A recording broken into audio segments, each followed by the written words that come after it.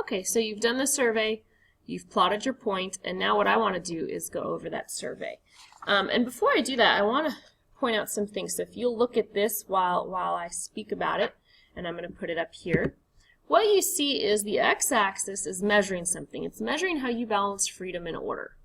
And most people want both. We want to be free to pursue our dreams and do things in the manner we like to do them, but we also want to have safety. We want to know that when we get on the road to drive to school, everybody's agreed and everyone will follow the rules to drive on the right side of the road. So how you balance freedom and order. If you found yourself in the right column, okay, so if you found yourself in this column, whether it's conservative or communitarian, this tells me that you value order a bit more than freedom. But if you found yourself in the left column, this means you want freedom a little more than order. And see, the two, freedom and order, are a little bit, well, they're mutually exclusive. Can't exactly have both completely at the same time. Today we talk about this original dilemma still. When I say original dilemma, this is the dilemma that we faced after the American Revolution trying to set up a new government. How would our new government provide the order that governments are supposed to provide and at the same time protect freedom? And it's not an old dilemma, it's the original one, but it's still around, and we tend to hear it today as liberty versus security. And you experience it day in and day out from going to an airport and having to give up freedom and privacy because you are scanned through, your bags are scanned, you can't carry large bottles of liquid, you might have to take your shoes off. You give up those freedoms, you give up that privacy so that there's safety and order, and hopefully when you get on the plane you get to your destination safely. You give up the freedom to talk on the phone while driving so that the roads are safer. But it's a sort of a spectrum or a balance between the two. So if you found yourself on the left, it's not that you don't value order, you're just not as concerned with protecting it as you are freedom. And if you found yourself on the right, you're more concerned with protecting order over freedom. Doesn't mean you don't want freedom, it just means that your balance for you is weighed this way or that way, and it's hard to find the exact middle. And then the y-axis goes through the modern dilemma. This is the modern dilemma. We would say this dilemma comes out of the Civil War. And after slavery is ended, the idea is how do we create a more perfect union, remember the preamble, and that more perfect union would have to be more egalitarian, meaning more equal. Those slaves that are now free, how do we make sure that they can become part of society as equal citizens? And then we continue to strive for that equality. So if you found yourself in this bottom row, that means you're more concerned with protecting freedom than you are promoting equality. It doesn't mean you don't value equality, but the idea is you're more focused with a government that's going to protect freedom. And if you found yourself up here, that means you're more concerned with equality than you are freedom when making this balance. The problem, or the complexity here, is there's two scales, freedom and order, freedom and equality, and they combine to make us this chart here. So we're going to go through these four ideologies, but I want you to know that most Americans don't actually have a steadfast, coherent set of beliefs. Most Americans are not way out here, but actually in the middle, and they can understand and see all these sides pretty well because they're trying, or they really want to mix that freedom, order, and equality. They want kind of an equal mixture of them. So most Americans are here. I'm going to go through the two spectrums.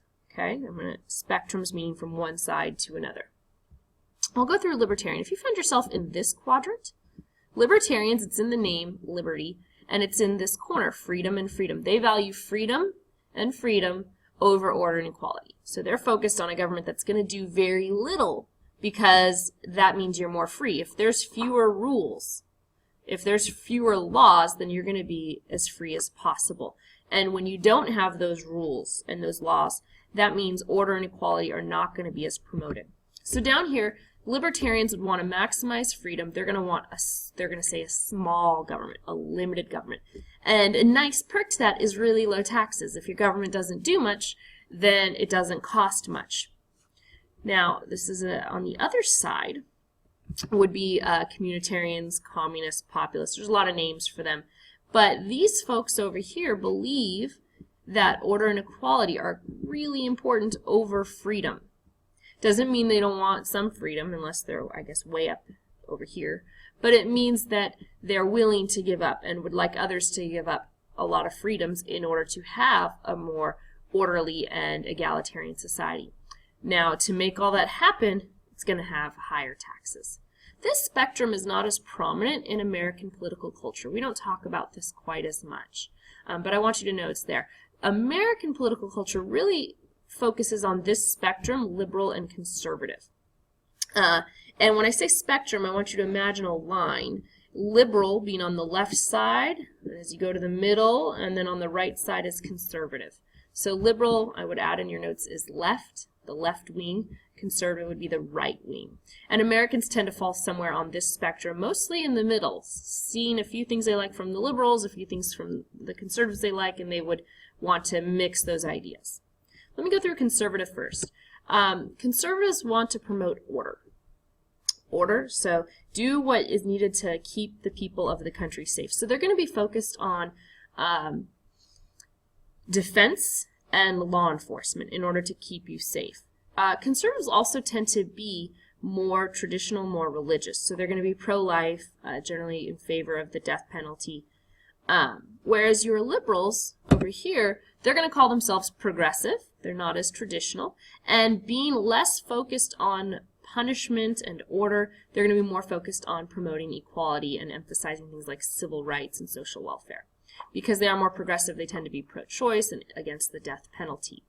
You do not have to pick a side, but what I've given here are some generalizations. I also want to point out that I don't have it here about the taxes, but liberals and conservatives probably are about the same in taxes. Their rhetoric, meaning the way they talk, might be different, but if we actually look at when conservatives or liberals are in power and tax our taxing system, they're about the same. The difference is what they spend the money on. Conservatives, because they're focused on protecting us, are probably going to focus on foreign policy in order to keep our borders safe. So conservatives would use money more for the military and be more focused on foreign policy as a fundamental purpose of government to protect the borders.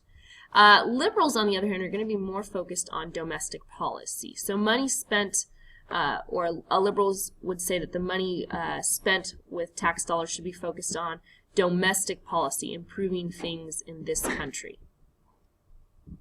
All right, so that's your political ideology, and where you fall on it is going to be a reflection of your values, your experiences, the way you were raised, and you'll notice probably that your ideology is closely falls close to maybe one of your closer family members, because when you learn about the world and how things ought to be, you learn about it early on as a child. You know, what are the rules? What are you supposed to do? What are moms and dads supposed to do? What are brothers and sisters supposed to do? What are teachers supposed to do? How should things work? What is fair? What are you supposed to share? What aren't you supposed to share? You start developing your beliefs at a really young age, and then by the time you're 11, 12 years of age, you start to translate that into a political ideology, what you think the government ought to do. So generally most people are going to kind of have a similar belief system to a parent, and it's not because the parent is telling them explicitly, you must think this, and this is right, and this is wrong. It's really from an early age, your parent or a close family member showing you that this is how the world should work and how the world does work. Okay, so you now have learned a lot about what is the role of government. What does the textbook say the role of government is? What does the Constitution say this United States government is supposed to do? And then what you actually, in your set of beliefs, think the government should do. At the end of every lesson, we write a summary. Okay? The summary answers the essential question of the day. It should only be 2 to 4 sentences, and it's not going to have, if you notice, does not include every detail. That's actually what your notes do. So you can leave things out of the summary. What you want is your 2 to 4 sentences to actually focus on answering the question of the day. And hopefully, when answering the question of the day, you summarize the key points and you use vocabulary. You do not define vocabulary. The definitions will be in your notes, but you use the vocabulary to connect concepts. So this should take you about 5-6 minutes. Look over your notes. Pick out the key things you want to say that answer the question, what is the role of government? So to give you guidance, what I would do is I would do one sentence, maybe the first sentence, about how all governments promote order and all governments protect us and all governments provide services. So something like, all governments need to provide some services, some order, and protect us, comma, but how do they do that? A second sentence I would say would be about how governments, I believe that the government should promote freedom and order, or freedom and equality, which makes me a conservative. And then one other sentence that might talk about politics. So the point is, it's a bit creative, and it's how you make sure that you understand the big picture. Not everyone is going to have the same summary in their notes. I would not want that. But I do want everyone doing their best to answer the question using vocabulary that was learned. Okay.